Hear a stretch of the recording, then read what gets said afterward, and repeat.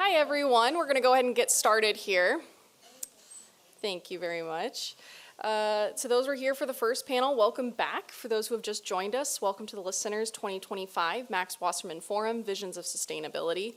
My name is Cassidy Westron, the Public Programs Coordinator here at the List Visual Arts Center. We're so grateful to everyone who could make it here today for some thoughtful dialogue. I'm happy to introduce our second panel of the day, Advocacy Work.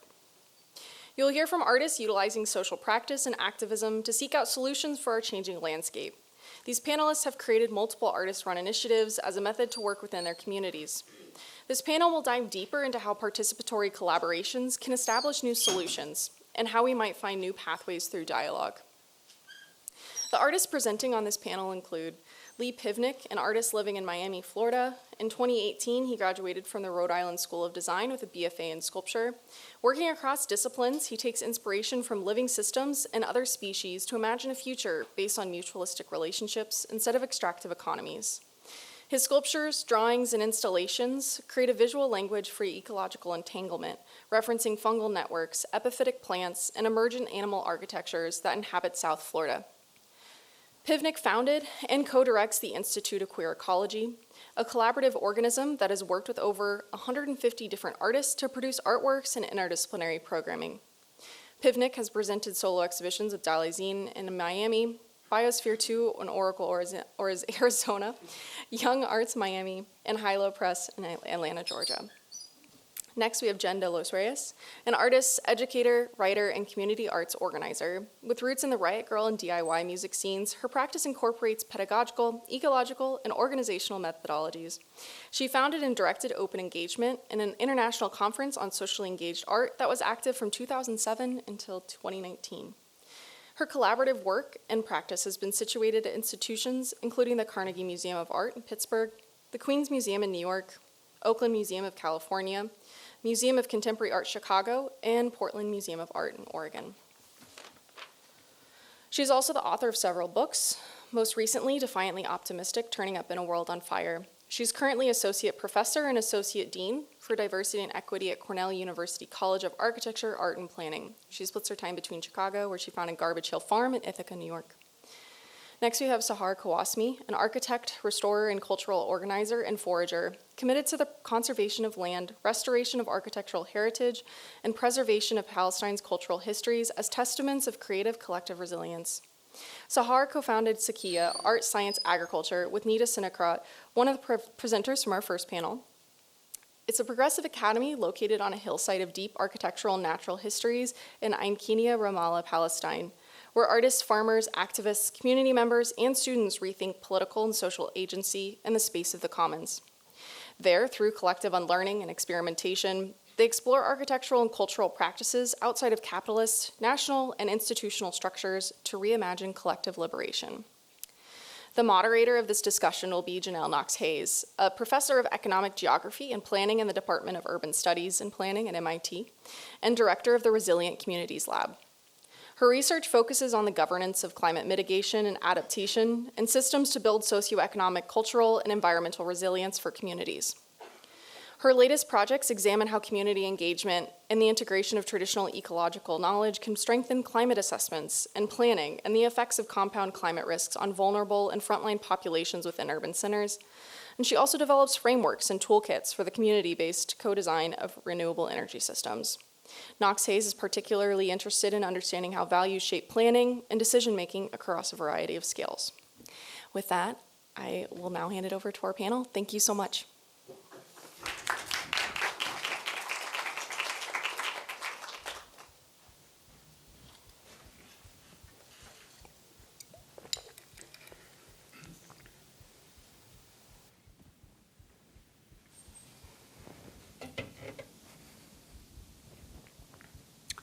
Hello. Please hold. There we go. Hi. My name is Lee Pivnik. Let me start our clock here. And thank you for having me. This is honestly such an honor. It'd be an honor to even come and be listening to the other voices today, and I can't even comprehend that I'm up here. I also low-key want to go to MIT maybe for grad school, so I'm just flattered. I don't know. I saw the Media Lab last year, and maybe you'll see at the end of my presentation why I think it's so cool. Anyway, I am coming in town from Miami. I grew up in Miami, Florida. This is a little drawing I made to try to illustrate the kind of limestone ridge where we get elevations as high as like about 13 feet above sea level. Everything else is below that. And I'm a fifth generation South Floridian. My family has been in like the Florida Keys for many generations. And it's like the only place that I have family histories and stories from is South Florida. And we've been talking all day about like why I live there, you know. There are many places you could live in the world, but the core of my work is around biodiversity and climate adaptation, and it's such a fascinating place for both of those themes that we're going to get into a bit now. But this limestone ridge is, you know, where we have high elevation. In 2050, we're looking at a scenario where 30% of the city could be underwater. I don't want to live anywhere else. I want to live in Florida. I want to live in Miami in particular. And so a lot of my work recently has come to strategies of how to continue inhabiting a climate vulnerable place. And I look often to other species for totally different life ways on how they live on the planet differently. And I make work that references that in different ways. This is an older work from 2018 that's a 600-pound termite mound, also made out of clay, similar to how they build theirs. And termite mounds are this emergent animal architecture that has evolved in a way to kind of vent out the gas that's produced from farming fungus in the middle of them. And so this piece has a fog machine in the middle of it that pumps out fog to try to emulate that. It has a video installation that is in the little vent towers as you walk around it and has a bumping audio track. Similarly, I've been making work more recently that feel like these kinds of speculative tree houses that also function as like kind of lamps indoors, but they're made, the first one over here is made from 2 mangroves that I grew for about 5 years. And mangroves have this like really critical, important function in our habitat in South Florida, both as nurseries for many fish to start their lives in, but also as a green infrastructure strategy to like kind of protect our coastlines from waves, from storm surge, from winds during hurricanes. And they're just fantastic, strange ecosystems. I have been making sculpture for, I don't know, about a decade now. And I constantly encounter this feeling in the studio that is, there's this kind of myth that like artists have these all individual practices, and everything I make in the studio feels very collaborative. And a couple years ago, this is now 8 years old as a project, I was interested in founding a determined collective space that transparently is like, we are making things together in an art scene that tries to highlight individuality. And so I was really interested in interdependence as a strategy, and really like wanting a space in environmental discourse that highlighted queer voices. And so I started this project called the Institute of Queer Ecology. It was kind of like starting as a speculative futures thing, and that future becomes a little realer each day. We've worked with 150 different artists now, doing things like making publications and films. But the idea of being an institute is kind of this form of mimicry. It's also maybe 8 years ago when institutions and the sciences and academia were a little stronger than they are today. Not that they're, I think that if you're looking for accreditation in a practice, this was a kind of language to adapt at a time that made sense.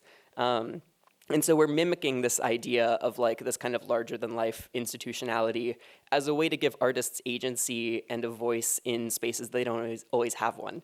And so this kind of mimicry is like also very much a performance. We perform institutionality in a couple different ways, but really it's just like me, my co-director Nicholas Baird, who's an evolutionary biologist at the Natural History Museum, and also an artist who grew up on an arts commune in Arizona. The two of us steer the project in these ways, but this kind of mimicry that we do feels kind of like an embodied strategy of like, to some extent, growing up queer and like trying to mimic a model of the world around you that feels like you're playing a role that might not fit. This is a satanic leaf-tailed gecko blending in beautifully with the leaves. But there's another kind of mimicry that we're leaning into in the project more, and that's the kind of mimicry that we can see in like an orchid mantis, where orchid mantises behaviorally they look like orchids, but behaviorally they sit out on these big broad leaves alone in forests that also have orchids, but they're bigger and brighter than the orchids they're mimicking. And so in this way, they're using flamboyance as a survival strategy to attract bugs at a higher rate than the flowers around them. And this flamboyance, this standing out, is the kind of mimicry we're interested in with the Institute. There's a great anecdote about these that as the Eurocentric scientific canon discovered it for the first time upon a biologist being on a tour of Indonesia. He thought it was a carnivorous plant. And so it stupefies the very systems that the project in many ways critiques, and then comes in this kind of performance camouflage we do to both blend in as this team, as people are stepping out of their individual practices to work on something for the first time, but then super standing out. The first time I was doing a photo shoot of these, we were making a lot of promotional materials for the Institute before it was really even doing projects to kind of build this influence of it. And the first time we were doing one of these, I was walking alone in Providence wearing the suit, and of course I was getting the weirdest looks of who are you? What is this happening? And then on the way back down, I was walking with two people that were also wearing them. And you had this now all of a sudden power in numbers feeling where people were stopping us and asking what are you a part of? What is this thing? That kind of collective power was visualized so quickly in them. We've done, as I was saying, we've done publications. One of the first big projects we did was a open call for survival strategies and this kind of unbound publication in a box. And so we operate them like 6 library books where you can check them out by, if you're an institution, if you're a person, if you're an LGBTQ youth center. We highlight primarily sending them to places where people can read together. And this was in part because we were doing some online publishing, and it felt like online content, there's just so much of it. It didn't have this urgency to, you can always bookmark it for later. And so we wanted something almost like a library book that comes with a certain amount of time before you have to give it back. And it's a collection of about 40 contributions from different artists, including films on little thumb drives and posters that fold out. And you can stage it as an exhibition, or you can stage it as a reading night collectively. Maybe the largest project we've done is this film called Metamorphosis. This is one of the more known stills from it. And Metamorphosis it was produced with Dis.art, which has a kind of edutainment focus. They're trying to be the art world's PBS in their new video streaming platform. It's a couple years old now. But they're formerly Dis Magazine. And so they were reaching out and asking if we wanted to produce a film for them that would be episodic and would roll out over about a month. And so we wanted to make a film that the episodes were structured like the life cycle of an animal that experiences metamorphosis. And so we reference all kinds of different insects in the film, but the real star of it is this swallow-tailed butterfly that is animated from the preserved remains of one that's at the University of Florida's collection. And the one they have on display is gynandromorphic, meaning it's exhibiting male and female colorations. They are the male species or the males of the species and the females of the species have either these kind of black, dark, brown wings and then yellow wings. And because they're split symmetrically, you get this beautiful, beautiful coloration in 1 out of 6,000 of them. And so we wanted at the end of this film that in many ways is this metaphor for planetary transformation. We're talking about a move away from competition and extractionism. And when we talk about competition, we reference a whole history of Darwinism and social Darwinism that understands competition as a positive force for breeding evolution and breeding difference. And we look instead at queer strategies for symbiosis and mutualism as these other evolutionary histories that animate things by just the changing bodies within us. We constantly reference that we have more non-human cells than human cells in us. And so it was this film that presented a very positive look at what kind of future we could build together. And as this slide comes up, it's referencing a text from Jose Esteban Munoz, who wrote one of the most like positive looks at kind of a queer future in his book Cruising Utopia.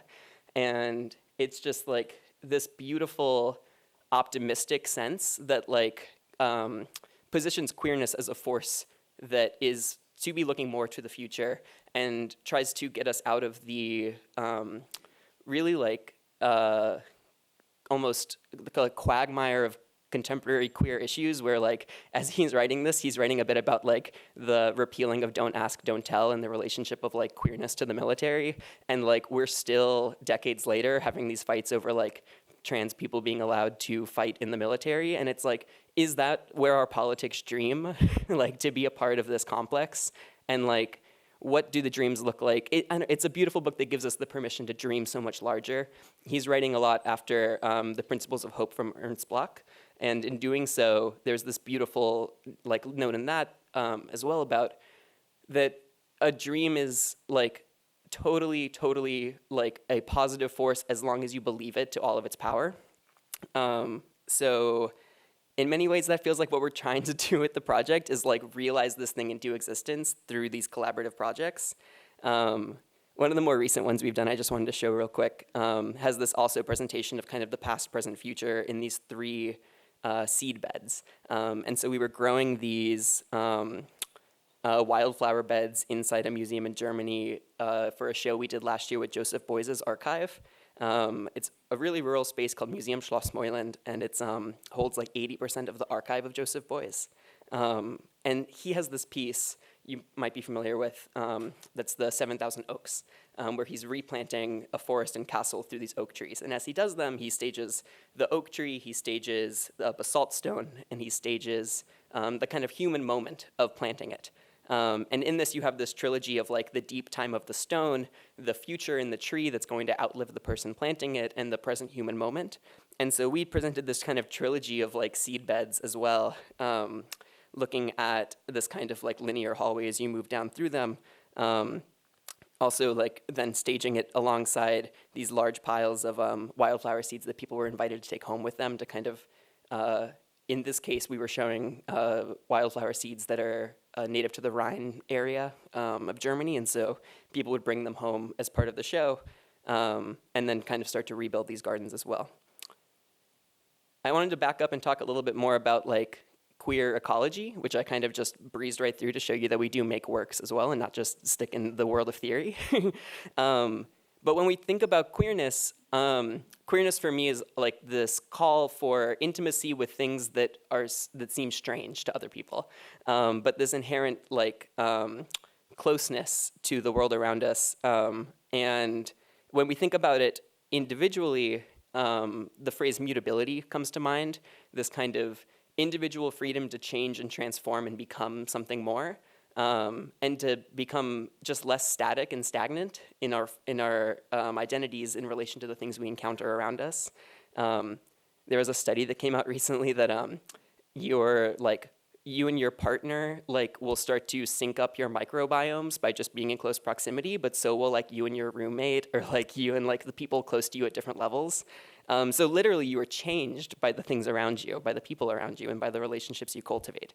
And that kind of mutability and instability in identity is really like a driving thing here. And so you're living on a planet that is increasingly showing itself to be so mutable, but we still build in these really kind of static, harsh, immutable ways.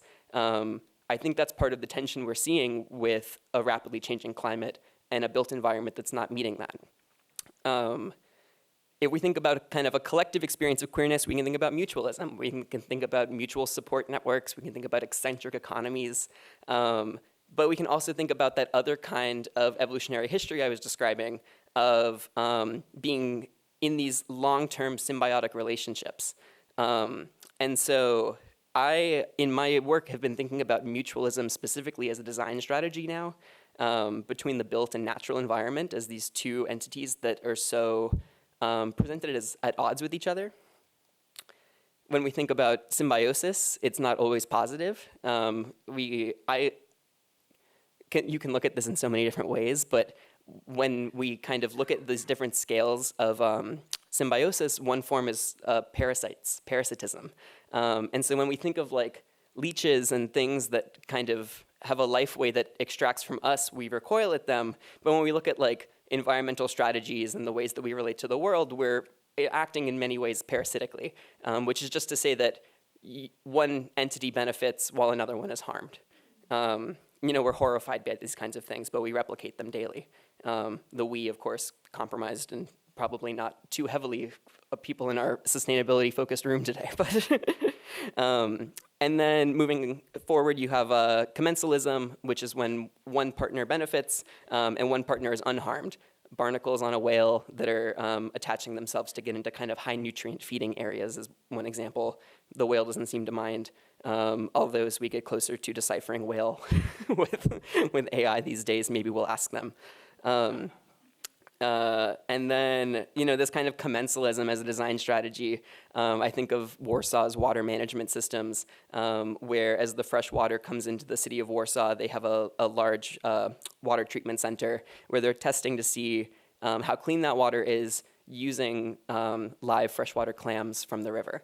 And in doing so, there's this acknowledgement that there is a innate intelligence to other species and other life ways that surpasses our technological ones.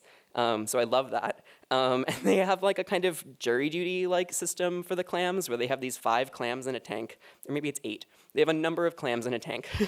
And the clams will come in, be collected, serve their time kind of for the benefit of the people of Warsaw, and then be marked and released back into the wild. It has this kind of hope to not harm the clams at all, but really the benefit goes to the inhabitants of the city, so I consider it a form of commensalism. If we move to mutualism, what does that look like? What does a city look like designed as this kind of mutualism? I have to return to coral here because Miami is built on the bones of coral. It's an old coral reef. And coral only succeeds in its life through its partnership with zooxanthellae algae. And so the mutualism here comes from that the coral is now able to photosynthesize in partnership with the algae. The algae, instead of being a free-floating entity in the environment, now has a kind of safe and stable home.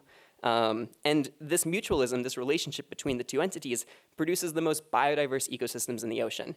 And so it's this kind of idea that as we see a parasitic relationship play out, we see a compression of that diversity. When we have a mutualistic one, it seems to be boundless. These are all pictures from the Coral City Camera, which is a project I worked on in Miami with a duo called Coral Morphologic, where we deployed an underwater live streaming camera at the port. So this is like underneath the cruise ships and the cargo ships. And it's like, as we think of coral reefs collapsing around the world, this is one that is really young. The coral there is only about 10 to 20 years old. Some of it's being transplanted by NOAA. Some of it's self-colonizing on the reef. And it recorded last year the longest coral bleaching event on site in the ocean. It's also the longest running underwater camera in existence now. We have this really prime moment for coral research in Miami where you can also get like high-speed internet connectivity without being super far off coast, but also looking at a place that is experiencing a different kind of nature, a nature that is changed by the environment. And so you get these kind of boundless forms of mutualism that, of course, then at the severing of that partnership can yield coral bleaching. The coral bleaching that happens around the world happens from heat stress that happens to the corals. They expel their algal partner, and in doing so, lose their ability to eat. And so it's a keystone mutualism that like guides the entire ecosystem. If I could show you one more animal today, I've even put in a little graphic. This is my favorite thing in the world. It's Alicia chlorotica, which is a living embodiment of the 3 words I keep using: mimicry, mutualism, and mutability. It, like the coral, is eating with the help of photosynthetic algae that it's incorporating into it. It is sustaining that algae to be alive for about like 6 to 8 months at a time, which in sea slug lifetime is like a whole lifetime. And it is then mimicking the environments that it's in. It's like becoming green through this kind of added chlorophyll. And so it blends into the kind of seagrass communities where it lives. and it's mutable. It's changing. It's changing itself literally from like what an animal is expected to do and do something closer to a plant. And so they're a fantastic animal. They're going extinct at a rate that people are having a hard time collecting them to study at this point. And so I'd like to present, we were talking in the first session, I think Nita brought up something about the loss of language as the loss of a cosmology. And extinction for me is the same thing. Like when you lose a species, you lose a whole other vision of what it means to be alive on this world. And we're losing them every day. And so when we talk about kind of also mobilizing factors and what brought us on these trajectories, I years ago witnessed the first kind of fish kill in Biscayne Bay that we were seeing, which is when the ecosystem is from a combination of factors of fertilizer runoff and low oxygen and heat, becomes uninhabitable for everything in it all at once. And so it's this horrifying moment of like kind of mass death and extinction. Not extinction, but like when we're seeing extinction, we're seeing actually just less of something. And it's very hard to register. But when you see a whole ecosystem literally go belly up and like float to the shore, it got me thinking, what does mutualism look like as a design strategy in Florida? Like this is a result of a city that's designed in contrast to the environment. What if the binding systems like of it were for restoration and regeneration? There's precedence of this in the art world. I love referencing Mel Chin's Revival Field in 1991. Which in many ways isn't artwork, I think, because it has to be an artwork. It's like funded by the NEA as an exploration of using plants as bioremediators on a Superfund site. And so this is in, I believe, St. Paul, Minnesota, or somewhere near there. And the Superfund site has like cadmium and heavy metals and carcinogenic metals in the soil.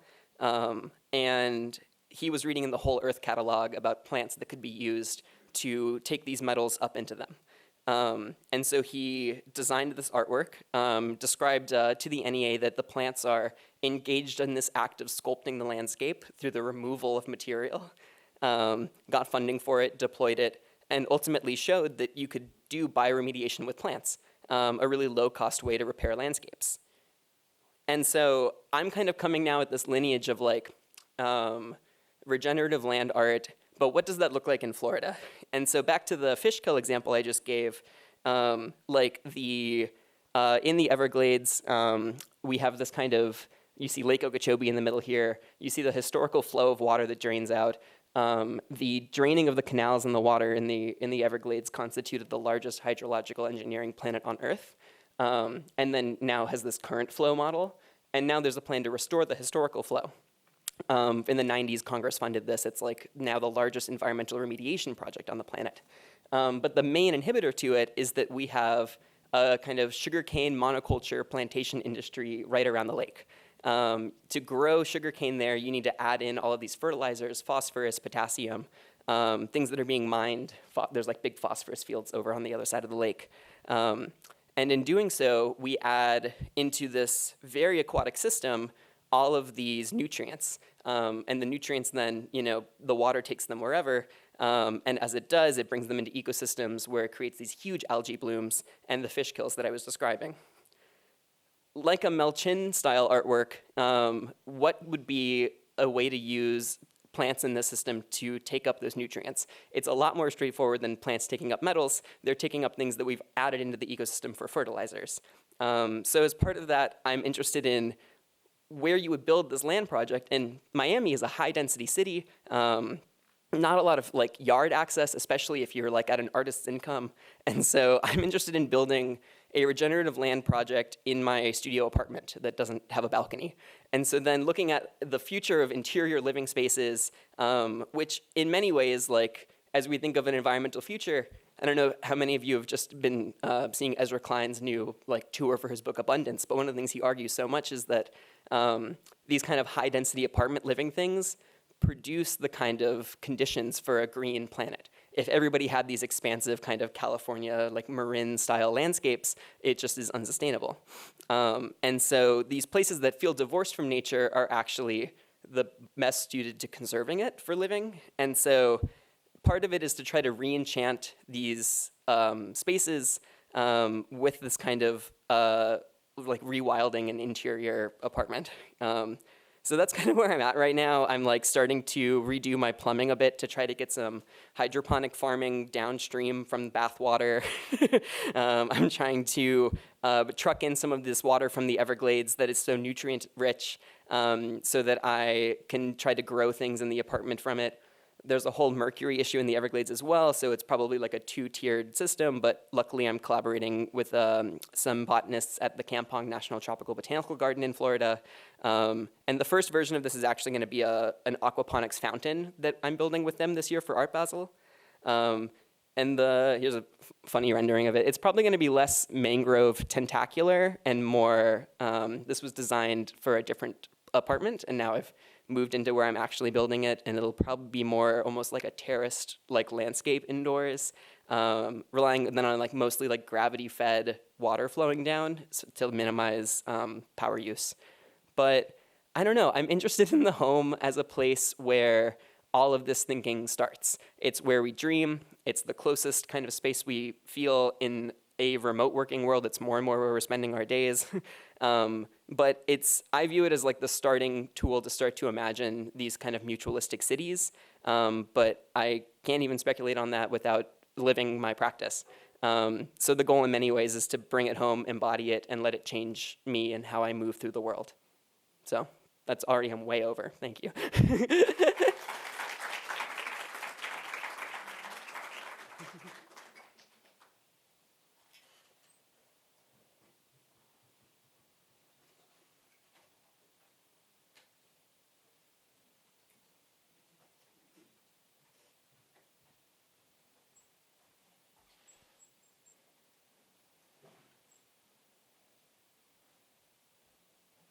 You're next, right?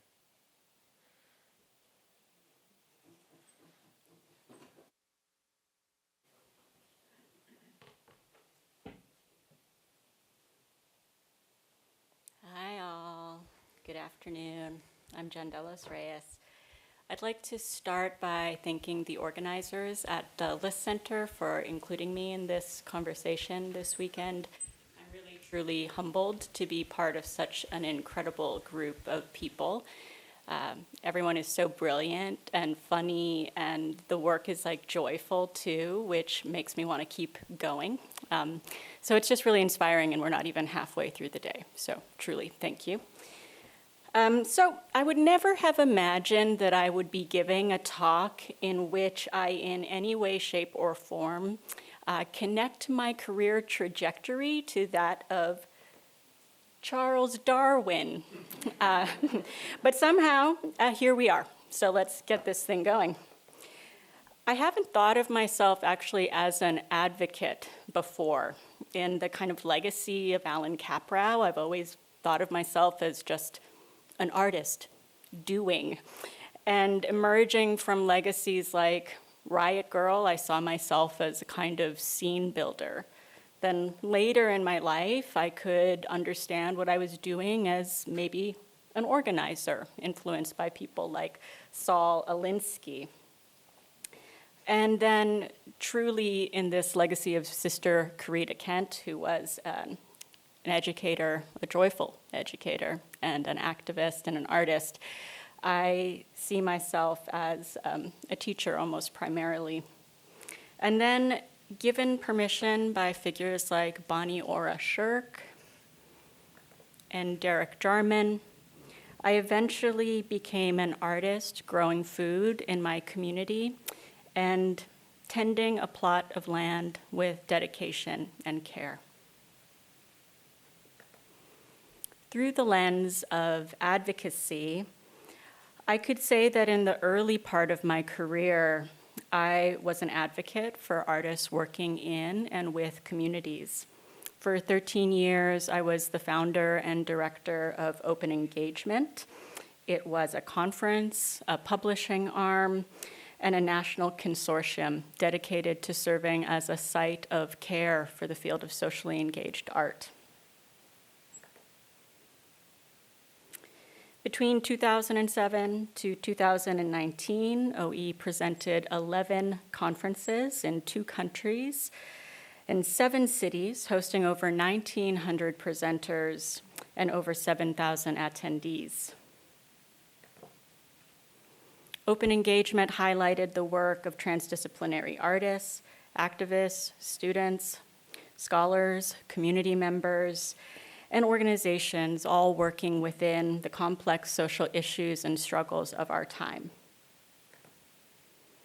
The conference, in a way, assembled this full ecology of what it meant to do this kind of work. There were funders, there were museum and cultural leaders there, educators, as well as community partners.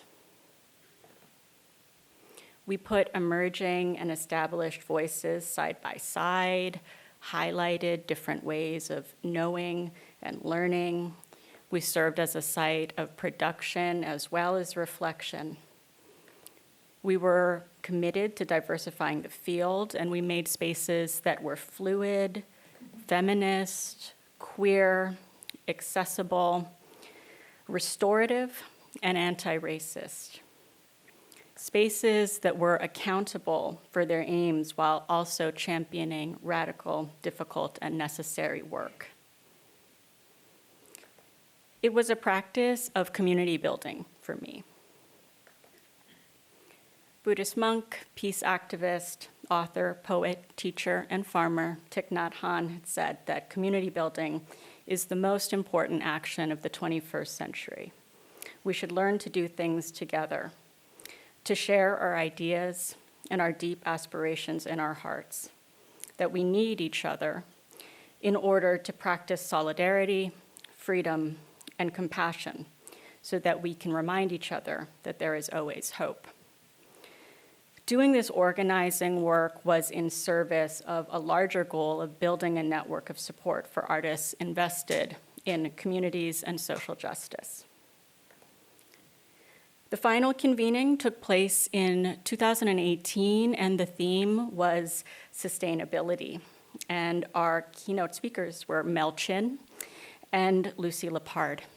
During Lucy's talk, she shared that the alternate title of her speech was Downsize or Die, which I especially took to heart.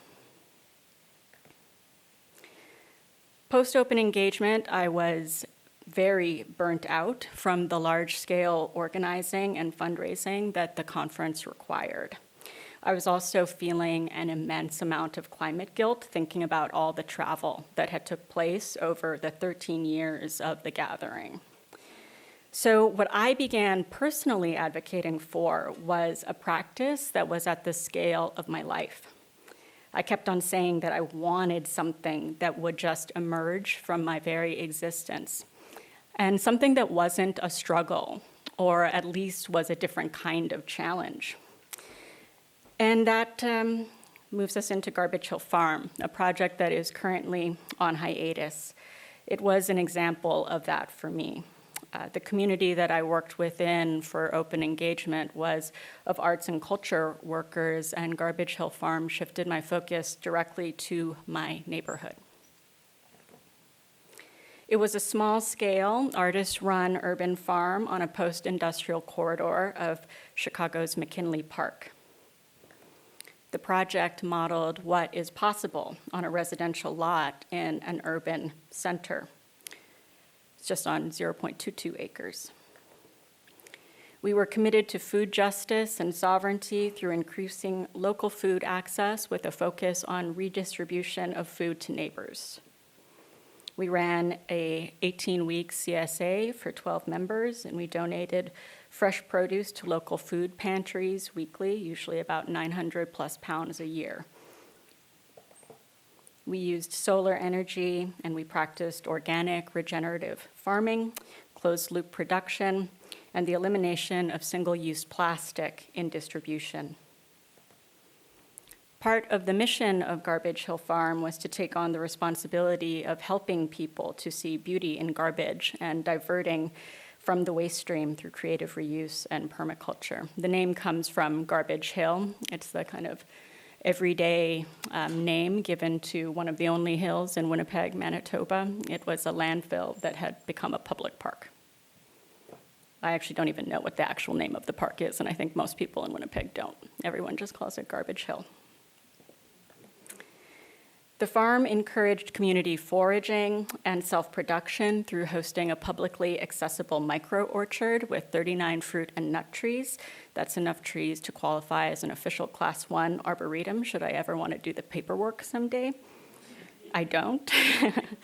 A public berry patch, restored prairie for pollinators, self-harvest mutual aid garden, and free seed library with over 50 seed varieties available that reflect the backgrounds of the gardeners in the neighborhood. So as a project that emerged from my life and existence in Chicago, it has proven challenging to sustain without my full-time presence. And so this is going to be the first year since it was established that we will not be growing. The one aspect of my recent work that I could say connects to a very clear definition of advocacy is a book project connected to bird extinction that I'm currently working on.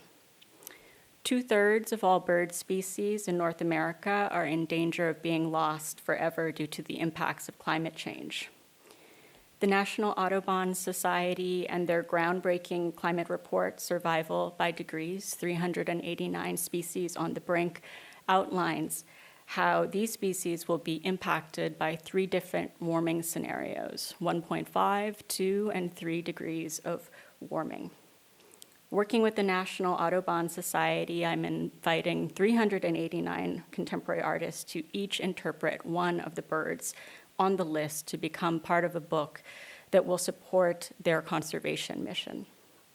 This book is inspired by John J. Audubon's original and epic singular work in which he illustrated 500 bird species. But unlike the original, this is a collective effort in which 389 artists will capture with their work all that we are in danger of losing.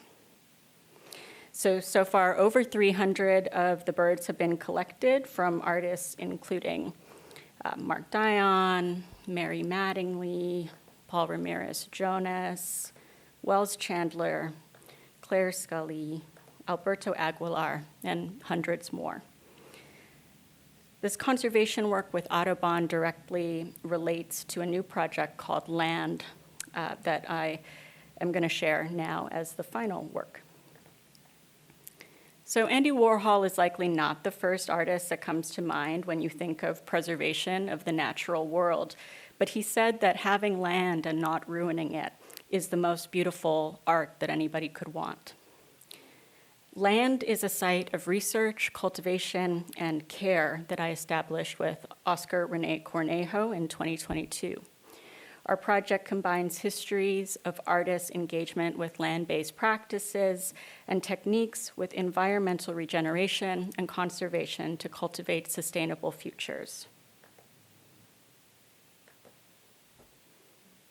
Situated adjacent to Cayuga Lake on 4.2 acres on the urban fringe of Ithaca, New York, the project site has a pond, old-growth pines, stands of black walnut trees, and open tall grass meadows, all home to wildlife. This landscape will be the grounds for outdoor art and ecology labs, studios, regenerative forestry, and a zone for community-driven agriculture. Land is not a school or conservancy or community garden, while sharing some affinity to all those forms. The content is rooted in convivencia, shared living, and kinship, considering social architecture to build relationships between people, their environment, and contemporary art practice. For the past 3 years, I've been developing a kind of sensitivity, awareness, and empathy to this site and the beings that share it with me. At dawn and dusk, there are families of white-tailed deer that bound in the tall grass, meadows, and brush. Around the pond in the early mornings, there are red-winged blackbirds delicately balancing on reeds. Most afternoons, I see a red-tailed hawk gliding over the fields. Other regular visitors include this cutie, eastern gray squirrel, field mice, and voles. and at night I hear a black coyote that I rarely see. This time of year brings the big sounds of super teeny tiny spring peepers. In the summer, the grounds are dotted with goldenrod, milkweed, Canada thistle, and Queen Anne's lace that bees, caterpillars, and butterflies all mill about. And in autumn, the old apple trees on the property remind us all that soon the snow will fall. These plants and animals are just a partial portrait of the community that I now find myself working within. All these friends and neighbors will be supported in the conservation work and the regenerative forestry that we are taking on site.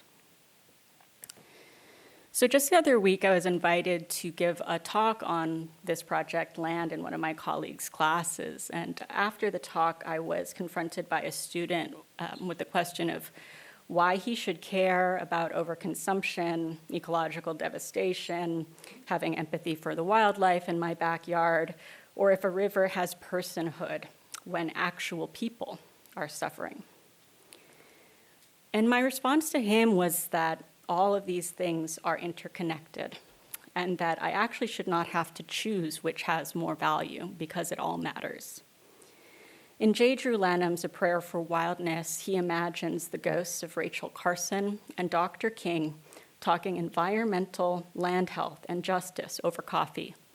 Shade-grown and bird-friendly, of course. The paths towards justice, human rights, beauty, liberation, and peace are intertwined, which might surprisingly bring us back to Darwin, best known for his work on the origin of the species from 1859.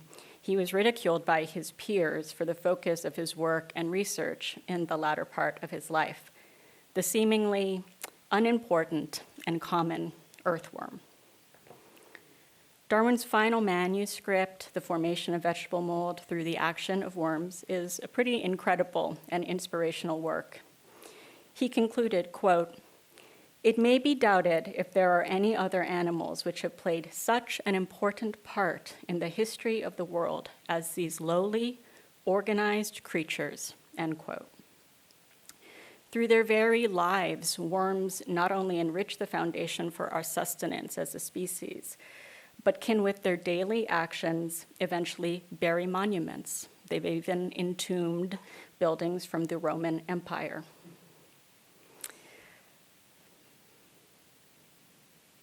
This is a reminder for me, and I think an important one in this time, that accumulated small collective gestures and slow movements really do lead to change. Whoops, we're not there yet. I'm missing a slide. Philosopher and ecologist Timothy Morton uses worms as a metaphor for the interconnectedness of all things, highlighting how we, quote, live inside a philosophy alongside worms, bees, plows, cats, and stagnant pools, but to which philosophy remains silent, end quote. Both Darwin and Morton were able to empathize deeply enough to worms to feel a connection that transcends time, space, and species. I started my career at this human scale, thinking that the most important contribution that I had to offer was to support artists who were working towards art and social change around the world.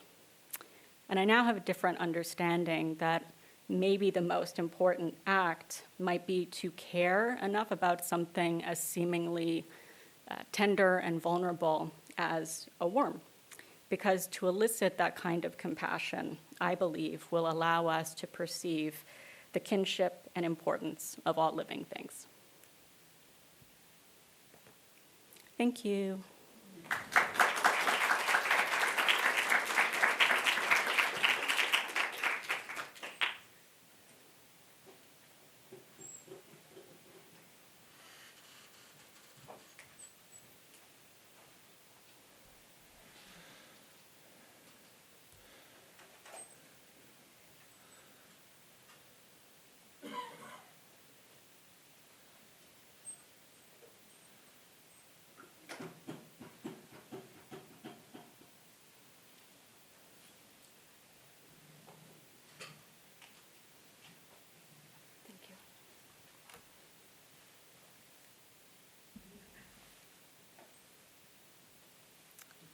Hello.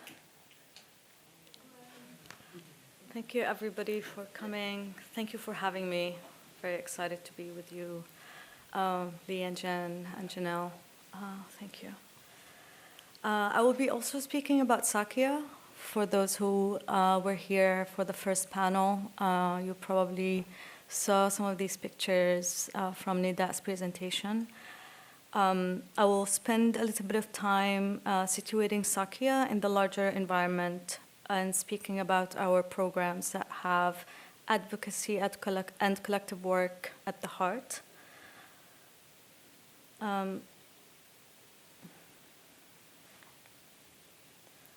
So Sakya Art, Science, Agriculture is in Ain Kenya. This is a historic aerial view of the area that is marked with this little circle. And I wanted to show this picture because it shows the valleys around Sakya. These valleys are naturally connected to the Mediterranean Sea.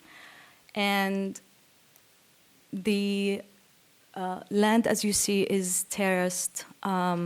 These terraces are stone walls that have been built over the landscape for thousands of years. The landscape and the practices of terracing has been a mutual relationship for so many years, where the collection of water and the management of water has been very important in an area where we have rain only from the fall to the spring, and we have dry summers. And so through the different infrastructures that people built, we have been able to regenerate water for use throughout the entire year. So the building of these stone terraces is directly connected to the livelihood of these valleys. As water trickles down to the valley, the water collects from the different hills together in for different springs, and then what's left is poured into the Mediterranean. And so the lives of these valleys are all interconnected. And this is an area of high ecological diversity. It's one of the richest biodiverse areas in the Eastern Mediterranean. It is also rooted in ecological land stewardship and social justice practice that is at the heart of the community practice that lives there.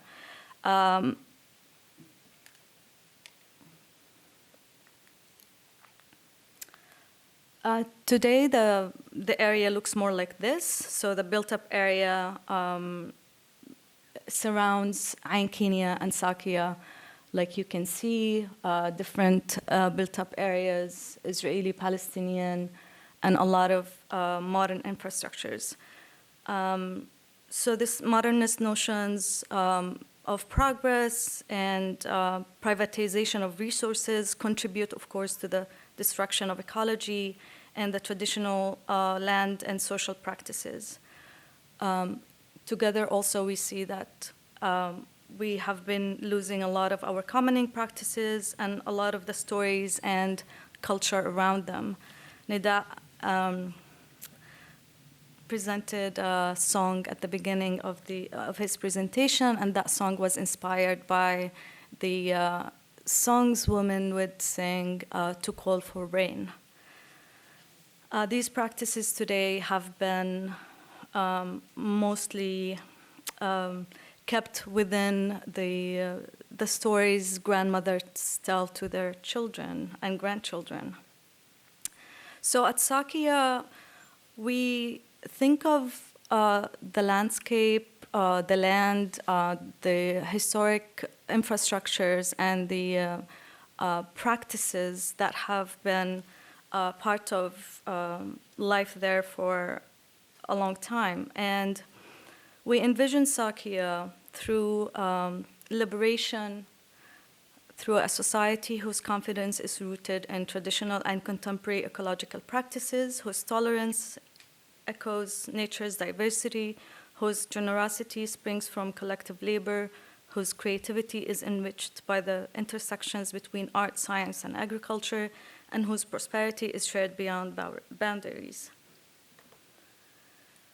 At the edges of the cities and the built-up areas around Ain Kenya is a lot of waste and irregular development. You can see the cities spill over the valleys with a lot of scrap yards,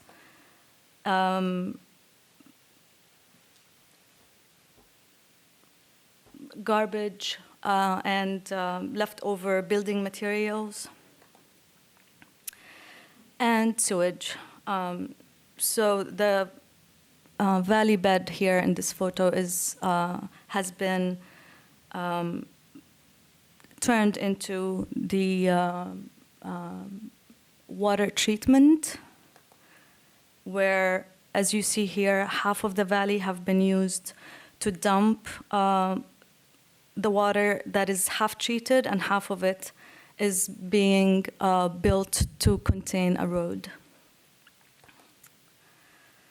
A lot of these valleys historically were, and a lot of these areas where little waterfalls would happen were called the laundromat, where people would go and wash their clothes.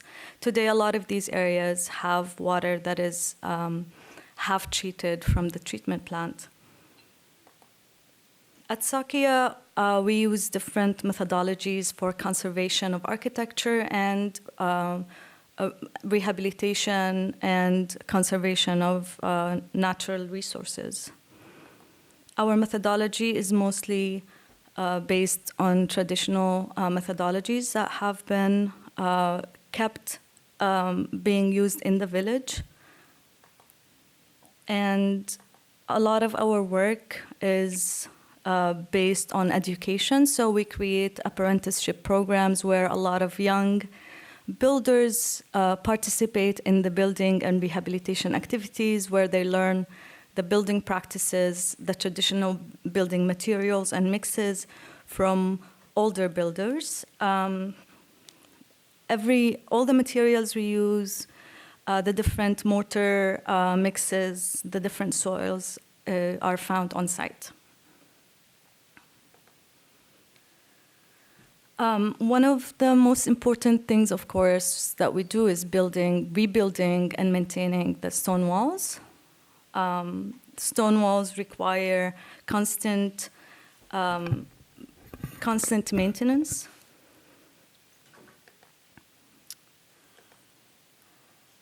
And we use different methodologies through our work. We do a lot of walking, and walking is one of the ways that help us stitch disconnected areas and fragmented geographies, while also stitch together the stories of these places and the knowledge of the different natural and human infrastructures that exist in the landscape. We learn from the natural infrastructure, the ecology that has been supported by these infrastructures, and also, of course, the other creatures like sheep and goats. And of course, we revisit the traditional buildings and farm homes that exist in the landscape, that also have been a huge part of the agricultural life and cultural life of Palestinians for a long time. These buildings are built using stone without mortar, and the stones are used from stones in the land. the buildings are used for different seasons. In the summer, in the spring, summer, and in the fall. And the last time it's used is at the end of the olive picking harvest. And then in the winter, people go back to their homes. So they're like summer homes.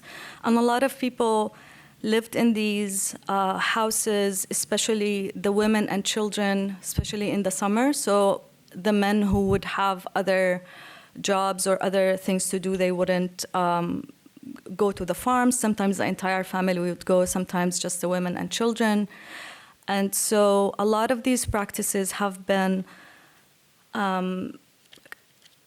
shared through generations of women who tended to the lands through the different harvests, from first the wheat harvest in the summer, throughout the different seasons of the different crops, and ending with the olive harvest. Some of our work, of course, is concerned with the protection of these architectures, but also, of course, their stories and the practices around them. This is some of our work with rebuilding stone walls. And some of the stone walls take different shapes and create different spaces for learning. So education takes space in the different areas on our site, including this amphitheater that is built completely from stones forged on site. Farming is also another aspect of our work, where our apprentices and interns all take part in the growing of food and making of food. So every day we collect our own food and cook it.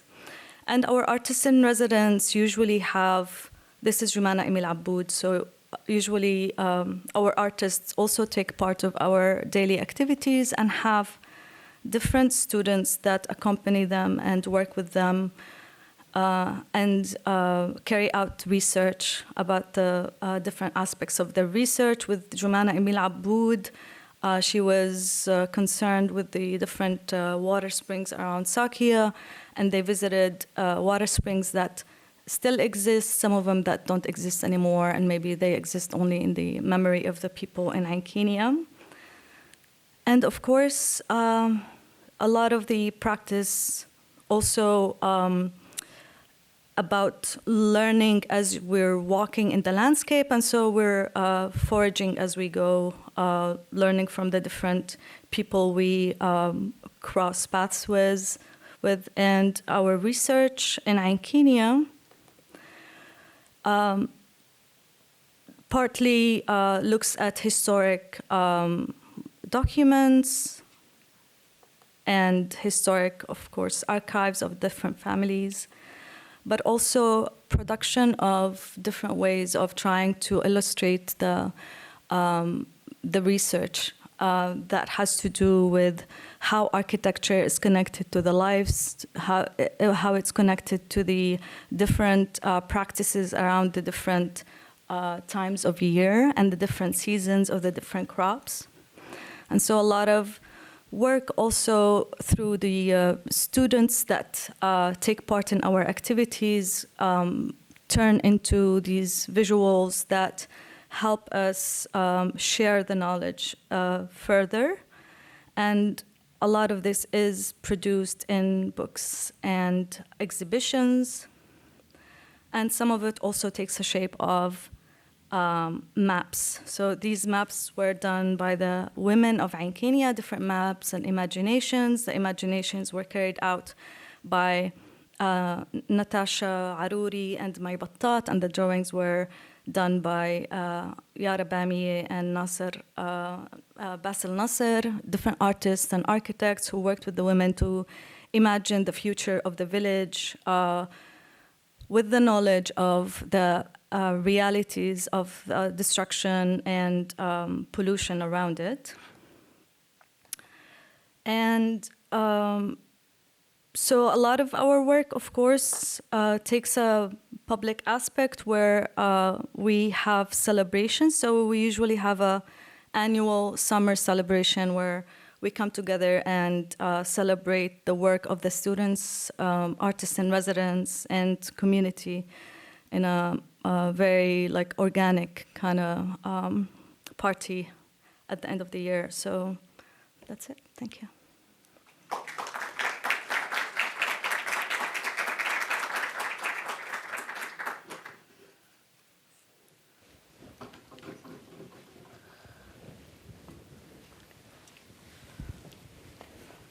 All right, well, thank you all so much for such stunning and beautiful presentations. I'm Janelle Knox-Hayes. I'm going to moderate this session. We're a little bit over time, but I think what we're going to try to do, I have a few questions for the panel, and then I'm going to open it up so we can have a little bit of time for audience question.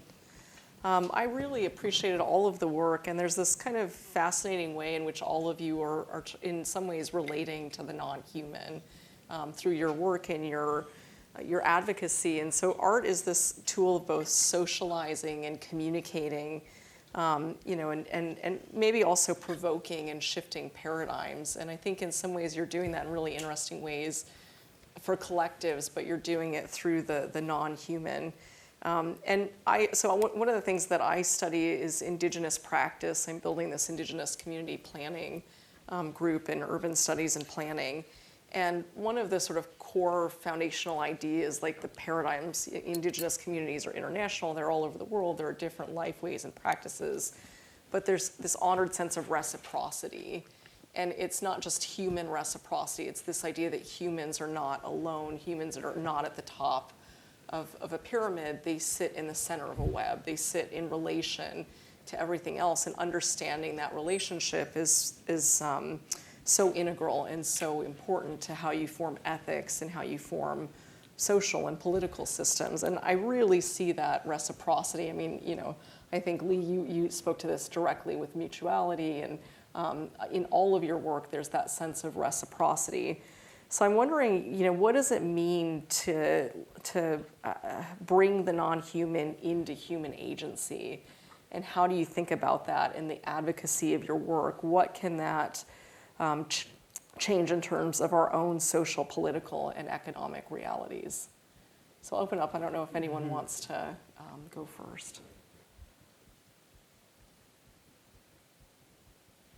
It's a big question. I think I just had a lovely convo at the lunch break about how you get anything done, in organizing in Florida in a incredibly hostile government system. And I was talking a lot about the Florida Panther, which has been used as both deployed as a character to storytell around to accomplish environmental goals, but also to understand that our environments right now are built in a way that is against their lifeways. Mm-hmm. And so this is something we're seeing develop across Florida's wildlife corridors of essentially redesigning not for people, but for other species. Mm-hmm.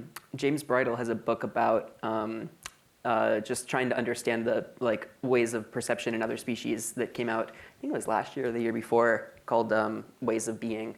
And in it talks about trying to build a non-human democratic system of using basically sensors to understand where migrations are happening and how animals are moving on the planet, and then redesigning our landscapes, our built landscapes, in service of that. And that things like marine protection areas that are static forces in the ocean are incompatible with species that are constantly migrating. And so I think that this kind of adding non-human agency into the human world starts with a deep listening and understanding. And I think that's a slow process ultimately of, I like really what you were just saying about the project that you're working on this landscape. For years now, you've been learning the landscape before you dare touch to change it, Yeah. Connected to what you were talking about in your presentation as well, I just felt like part of my answer to your question is that it's also not just about listening and understanding, but being able to learn from other species, mm-hmm. right? And what are the sort of like strategies or reminders or like structures that we can think through and feel through by understanding how other species are kind of working? What are they deploying? Like I loved the orchid mantis. Yeah. Yeah, Sahar, did you want to add anything on that thought? Yeah, I think we don't intentionally think about it, but it's always there. I feel like, there's all of these stories about our relationship to our environment, where animals and trees are important part, and even like the spirits of the trees, the spirits of the animals, the spirits of the water. So thinking about the water as a living thing, and the tree and its spirits and the animals. And there's a Palestinian researcher who was writing about the understanding of time and calendars in the like thousands of years ago in the Nabatean heritage, and he was saying that according to him and his understanding, the understanding of time was related directly to the movement of water underground and above ground, and the movement of water, because he found all of these engravings in the caves that looked like water, but they also looked like snakes. And so he connected the two together, and he was thinking about how also the appearance of water from underground to above ground is also related to when the snakes come out from underground to above ground. And so he was talking about that calendar that brings our time, like brings an understanding of our time that is directly connected to water and snake. And I feel like these are things that have been always part of us and how we think about things, but then like the separation makes us feel like we have to make a lot of effort to rethink in that way. But I feel like, there is, like you said, like a way of being and observing and just like sending and caring for each other that I think restores these connections, and it feels so natural. I don't know, it's like, I feel like the stories are so important. Like all of these stories that we all have, I think.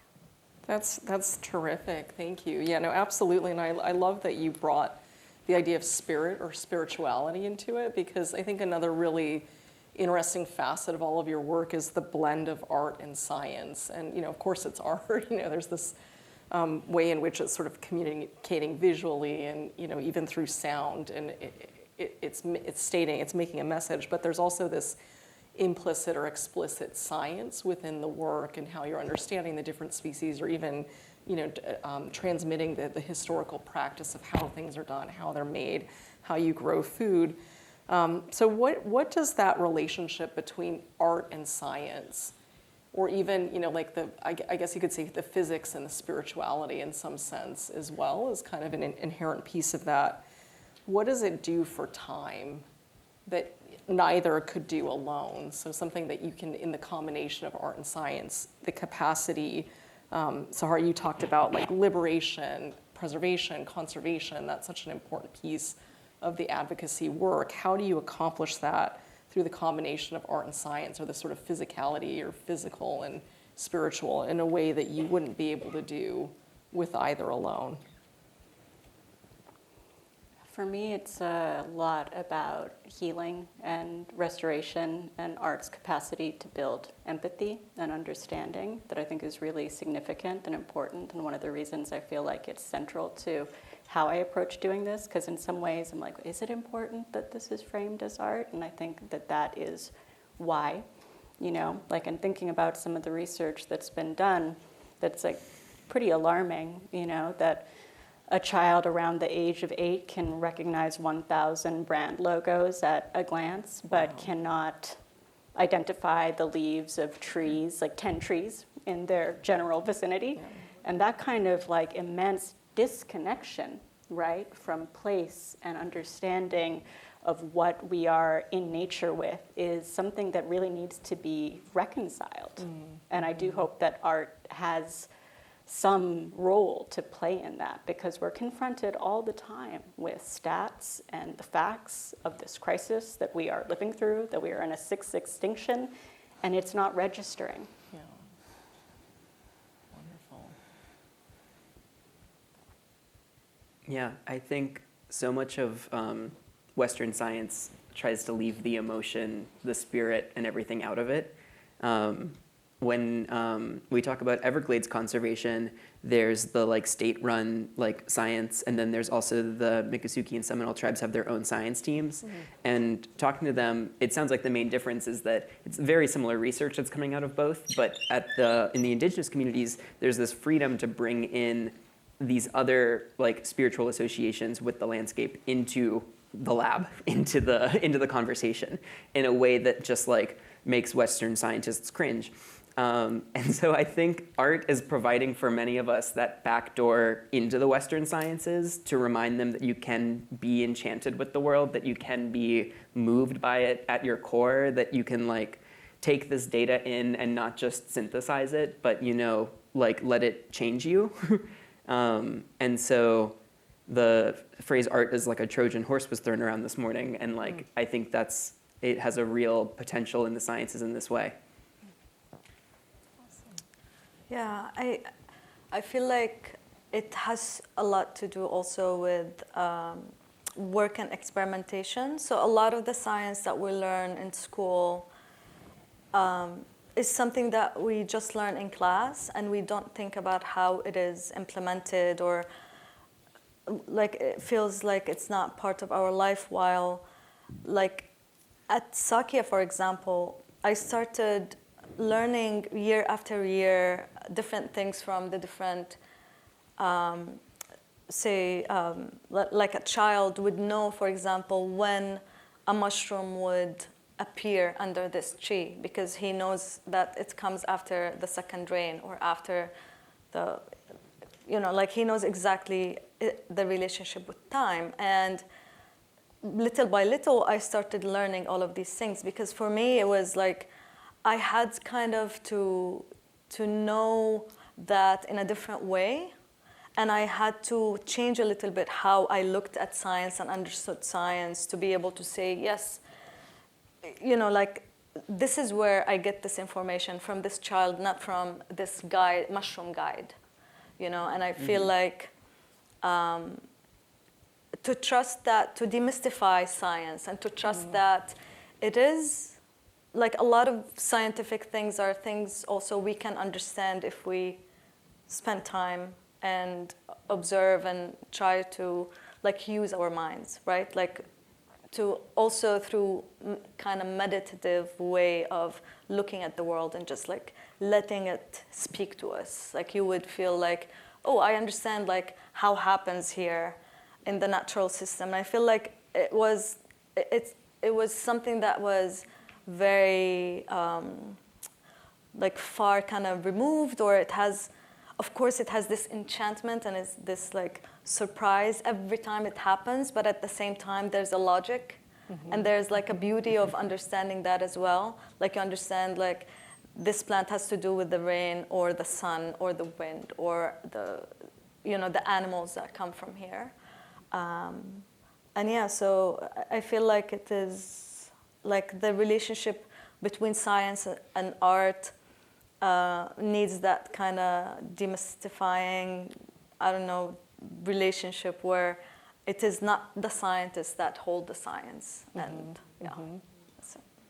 Yeah, no, beautiful. And it's also this wonderful way, I think, in which all of you are not just demystifying that, but creating a space of permissibility, where the work can exist in multiple realms, and there's a comfort in that. It's sort of like breaking down the othering, I think, of the two, which is really nice in your work. So a final question I wanted to ask you before I open it up for our audience is about scale. And really appreciated the way in which you all work across these different scales, from the microbial to the self, the home, the community, up to the city and landscape.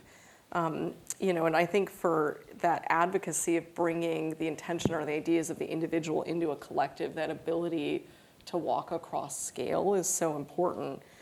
So how do you think about scale for advocacy, and how do you choose the right scale for the projects that you're doing, or for the work, or what you're trying to accomplish? Well, I really resonated with what you said about home being a site that you start from. I feel the same way. Garbage Hill Farm was like sited where I was living, same with land, and I think that home is a kind of powerful place where we can begin to model other possibilities and ways of being in the world and in community with each other, kind of broadly. So that's been a scale that I've been really interested in for myself. It also feels manageable at this moment, as I was sort of like sharing that doing this larger scale kind of organizing work was like a real struggle, and in some ways didn't model the kinds of values that I wanted to embody in my life. Like I said, that like climate guilt was very real, and thinking about, is this the best way to build community? Like, what does it mean to do this kind of work versus to know the names of 25 of my neighbors? Where is what matters more to me? And in this moment, it's the latter. Or seriously, like digging in the garden and finding a worm and being like, I'm gonna make sure I put you somewhere in a fork. Like having that kind of attention is kind of where I'm at in terms of scale now. Yeah, it's a recalibration. I mean, we have similar trajectories on that. I became known through the collective work I was doing, more than my individual work. And then I was reaching a point where I was like, no, I want to model the life I want. And so the turn to the deep personal feels important right now. But even in that, I have carried over the kind of collective learning together ethos that we have at the Institute of Queer Ecology. In many ways, because there's when that project started, it was because there was a lack of queer spaces and environmental discourse. Queer spaces are very much organized around the night, and I am not a night owl, but I do love birding, and so I found myself desiring that kind of space. In the kind of more architectural and design stuff I'm doing in Miami now, I built it in a way where I was as I was learning, I was inviting people to come and host lectures in partnership with institutions. And so things that I wanted to learn, I wanted to learn in a way that could be shared, because we have a really bright art scene that feels very public in the city, but not so much a design and architecture scene or a systems thinking kind of scene. And so the goal was to try to cultivate that as I needed to increase those skills for this project. So I would do things like lead tours of old roadside attractions that are made out of coral rock, and we would do hikes to some of the older Tequesta sites that are 1,200 years old. I used to have a studio at this incredible property that had evidence of 12,000 years of human habitation in Florida that is increasingly hard to see from the strategies of developers. And so ways that if I was seeking to learn something, it could be an opportunity to teach it at the same time, even if I'm a sloppy teacher at it in the process. Yeah, again, we're a very small organization. It started with me and Nida and a couple people, a couple volunteers, and then little by little we became a little larger, but we're still very small. We have one master builder and two apprentices, and we have two people who work at the organization, so it's total 5 people.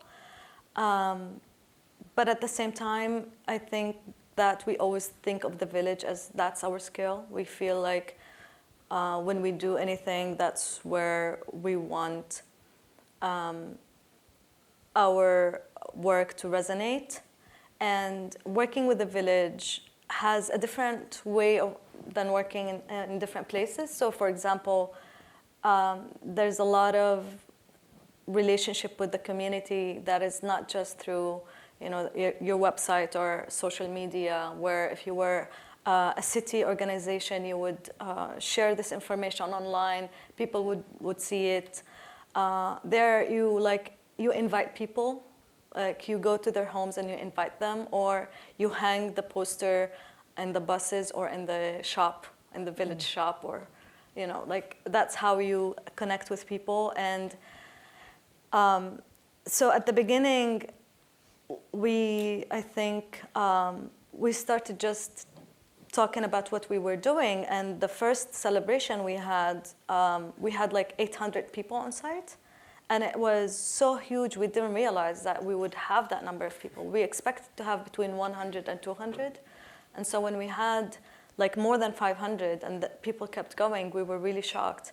And that kind of like relationship with the community also made us understand like what kind of events attract what kind of people. And so these celebrations, a lot of the summer school work we do with the village attract different numbers, like huge numbers, and the walks attract huge numbers of people, while our more like education circles would have like 10, 15 people in the education circle. And so we work across different scales, and it depends on the event, I think. Sometimes also we're surprised, like, yeah.